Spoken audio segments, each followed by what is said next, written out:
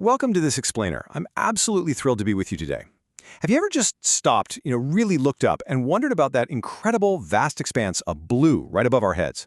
I mean, it's literally the most common backdrop to our entire lives, and yet the mechanics of how it gets that specific color, they are absolutely fascinating.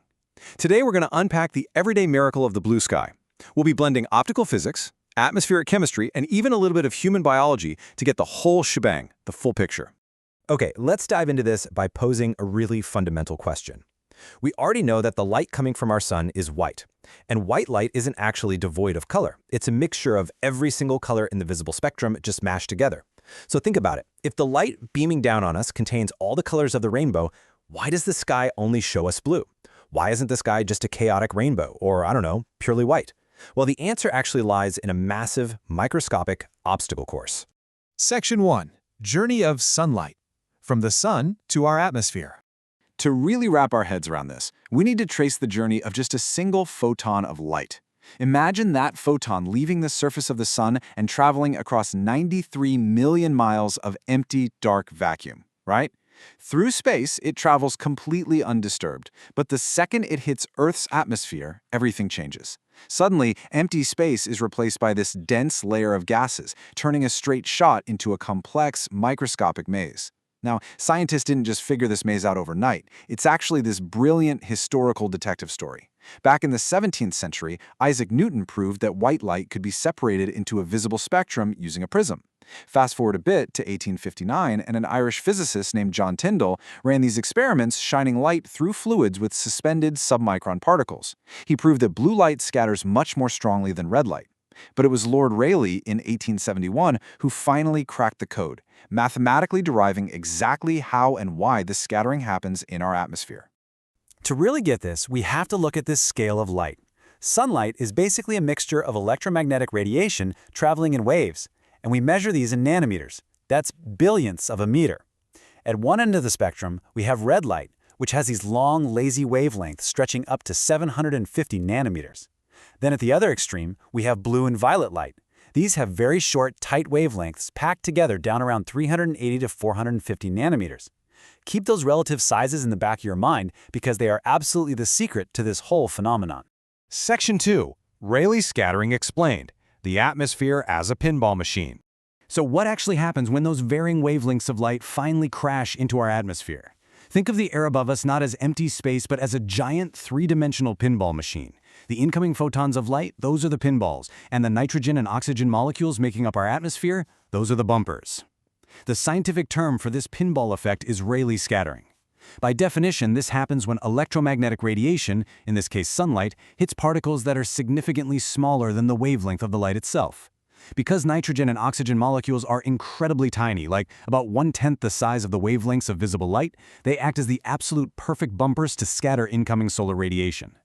Let's move to and see how this builds into the actual math Lord Rayleigh discovered. And don't worry, we won't get bogged down in the algebra here. Rayleigh established what's called the inverse fourth power law.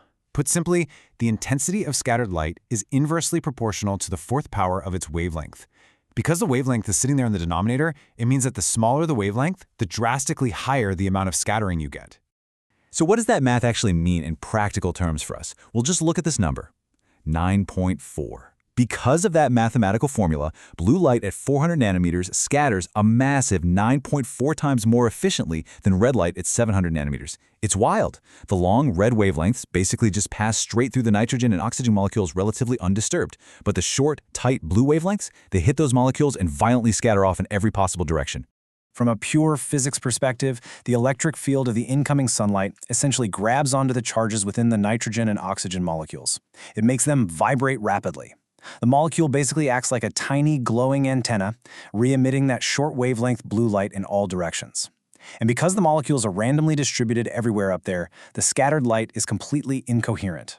The waves bounce everywhere, crossing paths over and over, which is exactly why the sky doesn't just look like a single blue spotlight pointing at us, but rather this uniform glowing blue canopy. Section 3. The violet sky paradox. A biological twist. Now, what's really interesting about this slide is we hit a glaring paradox. Think about it.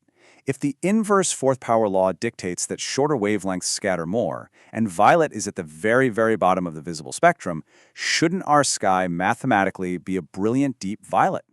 Why on earth are we seeing blue? Did we mess up the math? Have we just been doing the physics wrong this whole time? Well, the physics are completely right, but the universe is wonderfully complex. The resolution to this paradox requires us to look at three very unique factors, shifting our focus away from pure physics and into human neurophysiology. First up, the sun doesn't actually emit all colors equally.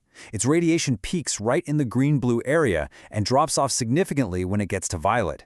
Second, our upper atmosphere is kind of a shield. It selectively absorbs a lot of the violet light before it even has a chance to scatter down below. But the third, and honestly the most crucial factor, is sitting right inside your own head, your eyes. Human vision relies on short, medium, and long cone photoreceptors. You see, our eyes are incredibly sensitive to blue light, but we are relatively bad at picking up violet. When your retina receives this scattered mixture of a ton of blue, a little bit of violet, and a touch of green, your brain has to integrate those signals. It essentially overrides the violet entirely and computes the mixture as a desaturated, bright azure blue.